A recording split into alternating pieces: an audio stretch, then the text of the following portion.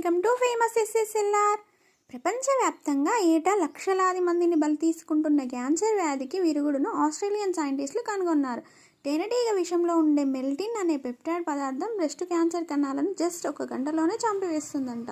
కీమోథెరపీతో కలిపి ఈ ప్రయోగాన్ని ప్రయోగిస్తే అత్యంత వేగంగా క్యాన్సర్ కణాలపై పొరలు విచ్ఛిన్నమై ఆ కణాలు నాశనం అవుతాయంట. ఈ రీసెర్చ్ కోసం వీరు 312 తేనెటీగల విషాన్ని సేకరించి ప్రయోగం చేశారంట. క్యాన్సర్ కణాల విభజనను మెల్టిన్ 20 మినిట్స్లోనే అడ్డుకుంటుందని, ఆ తర్వాత 60 నిమిషాల్లో కణాలను చంపివేస్తుందని వీరు గుర్తించారు. మెల్టిన్ను కృత్రిమంగా కూడా తయారు చేయవచ్చంట. కృత్రిమంగా తయారు చేసిన మెల్టిన్ కూడా ఇంతే స్థాయిలో ప్రభావం చూపుతుందంట.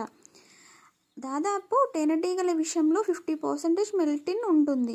దీనివల్లే తేనెటీగలు కుట్టినప్పుడు మనకి దద్దుర్లు, వాపు, నొప్పి లాంటివి వస్తాయి. దీనివల్ల సైడ్ ఎఫెక్ట్స్ కూడా ఉంటాయి.